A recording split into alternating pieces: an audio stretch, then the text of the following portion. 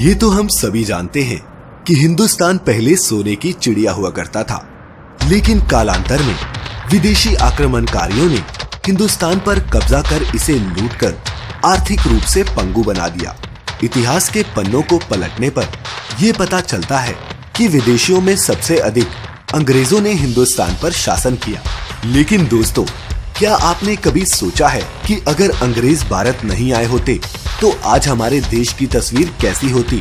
एक और जहां कुछ लोग अंग्रेजी शासन काल को अच्छा कहते हैं, तो वहीं कुछ लोग अंग्रेजी शासन को बुरा बताते हैं। हकीकत क्या है, आज मैं आपको इस वीडियो में बताऊंगा। नमस्कार दोस्तों, द मिस्टिका लैंड पर आप सभी का स्वागत है।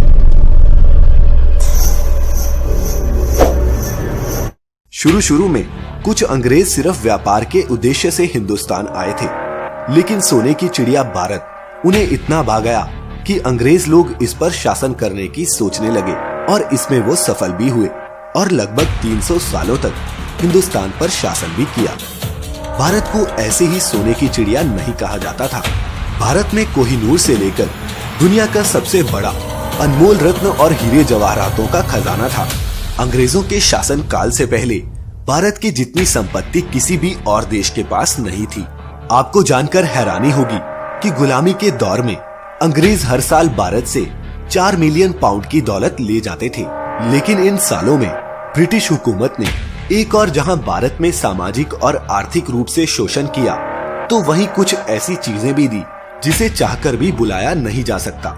17वीं शताब्दी में जब अंग्रेज पहली बार भारत आए थे, तब उनका मुख्य उद्देश्य सिर्फ व्यापार था। लेकिन भारत की समृद्धि देख वो व्यापार के बदले वर्चस्व बनाने में लग गए ताकि हिंदुस्तान पर शासन किया जा सके। इसके लिए अंग्रेजों ने सबसे पहले छोटे छोटे राज्यों को अपने अधीन करना शुरू किया, और जब छोटे राज्य उनके अधीन हो गए, उन्हीं की शक्तियों से बड़े राज्यों को भी अपने कब्जे में कर लिया।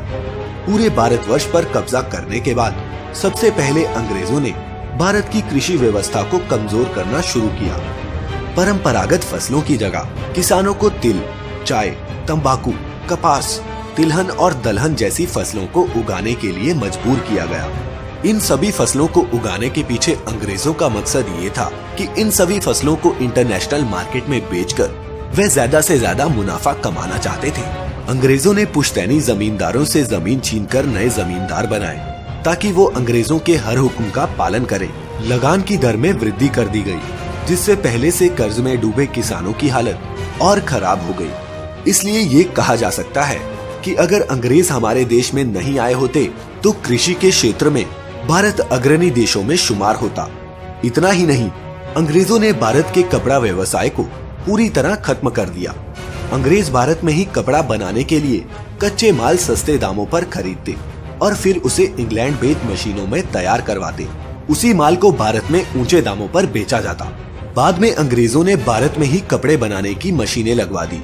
यहाँ उन्हें इंग्लैंड के मुकाबले सस्ते दाम पर मजदूर मिलने लगे, जिससे उनके व्यापार में अधिक लाभ होने लगा। इस तरह भारतीय शिल्पकारों को विदेशी बाजारों में प्रवेश करना अत्यंत मुश्किल हो गया और देश में मौजूद परंपरागत कपड़ा उद्योग ध्वस्त होकर रह गया। देश आर्थिक रूप से और भी कमजोर होता चला गया, जिसकी वजह से हमारा देश जो एक समय निर्यातक के रूप में जाना जाता था, सिर्फ आयातक बनकर रह गया। इतना ही नहीं, अंग्रेजों ने हमारे सामाजिक परंपरा को भी अपने अनुसार डालने की कोशिश की, जो एक हद तक कामयाब भी हुई। पहले हमारे देश में शिक्षा के लिए गुरुकुल हुआ करते थे। अंग्रेजों ने वेस्टर्न कल्चर बेस्ड स्कूलों को इंट्रोड्यूस किया और तब से हम भारतीय स्कूलों में ही पढ़ने लगे।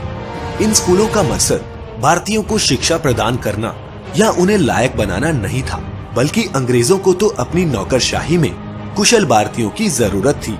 आज जो शर्ट पैंट हम पहनते हैं, वो अंग्रेजी हुकूमत की ही देन है। अगर अंग्रेज भारत नहीं आए होते तो शायद आज भी हम स्कूल की जगह गुरुकुल में पढ़ रहे होते और धोती कुर्ता में नजर आते।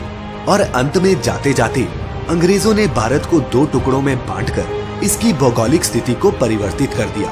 1947 के बंटवारे के समय जो कत्लेआम हुआ था, वो इतिहास के पन्नों में दर्ज है। लेकिन दोस्तों, जैसा कहते हैं ना, हर शासन में कुछ बुराइयां होती हैं तो कुछ अच्छाइयां भी होती हैं।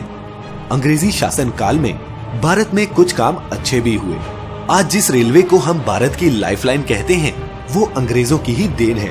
भारत में हवाई सेवा की शुरुआत भी अंग्रेजों द्वारा ही की गई थी।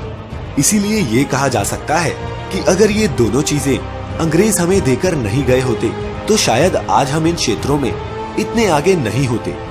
भारत में उस समय मौजूद कई कुप्रथाओं को भी अंग्रेजों ने बंद करवाया था, जिनमें सती प्रथा प्रमुख थी। अंग्रेजों के आने से पहले हमारा देश कई टुकड़ों में बटा हुआ था, जिसे अंग्रेजों ने एक भारत बनाया। इसलिए ये माना जा सकता है कि अगर अंग्रेज भारत ना आए होते तो शायद आज भी हिंदुस्तान टुकड़ों में बटा होता। अंग्रेजों ने ही सबसे पहले हमारे देश में संसदीय चुनाव करवाया था, इसलिए डेमोक्रेसी को अंग्रेजों की देन माना जा सकता है।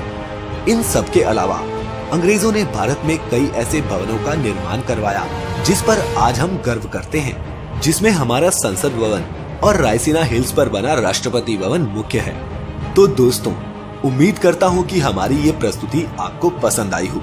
अगर अंग्रेज भारत नहीं आए होते तो कैसी होती हिंदुस्तान की तस्वीर, हमें कमेंट करके जरूर बताइए। साथ ही सब्सक्राइब करना हरगिज न भूलें हमारे YouTube channel the Mystica land को, अगर आपने अभी तक सब्सक्राइब नहीं किया है। साथ ही बेल आइकन पर क्लिक कर हमारी नोटिफिकेशंस को ऑन करें, ताकि हमारी नई वीडियो जैसे ही आए उसी वक्त आप तक पहुंच जाए।